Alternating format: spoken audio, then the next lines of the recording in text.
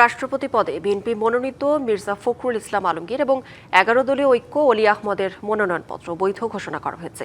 রবিবার সকালে আগারগাঁও নির্বাচন ভবনে প্রথমে ১১ দলীয় ঐক্যের প্রার্থীর এবং পরে বিএনপি প্রার্থীর মনোনয়নপত্র বাছাই করেন প্রধান নির্বাচন কমিশনার। রাষ্ট্রপতি নির্বাচনে ভোট গ্রহণ হবে ২০ আগস্ট। দেশের ২৩তম রাষ্ট্রপতি নির্বাচন অনুষ্ঠিত হবে আগামী ২০ আগস্ট। এ উপলক্ষে মনোনয়নপত্র যাচাই বাছাই করা হয় রবিবার। সকাল ১১টায় নির্বাচন কমিশনে যায় ১১ দলীয় ঐক্যের প্রতিনিধি দল। প্রধান নির্বাচন কমিশনার এম নাসির উদ্দিন যাচাই বাছাই শেষে অলি আহমেদের মনোনয়নপত্র বৈধ ঘোষণা করেন।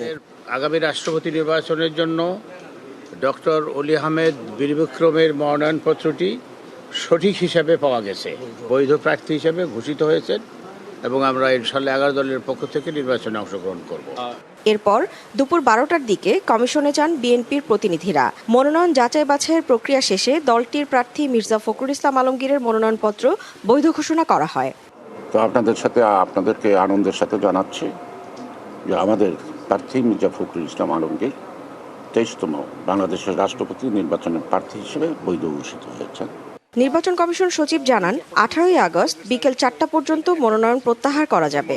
অলি আহমেদ বিক্রম স্যারের জন্য মনোনয়নপত্র সকালে বাছাই করা হয়েছে। পরবর্তীতে মির্জা ফখরুল ইসলাম আলমগীর স্যারের যেটা মনোনয়নপত্র সেটাও যথার্থ পাওয়া গেছে এবং তাহলে এখন দুইটাই মনোনয়নপত্র ভ্যালিড এবং আগামী ১৮ তারিখ হচ্ছে আপনার মনোনয়নপত্র প্রত্যাহারের দিন এবং আগামী ২০ তারিখ বিকাল ২টা থেকে বিকাল ৫টা পর্যন্ত নির্বাচন।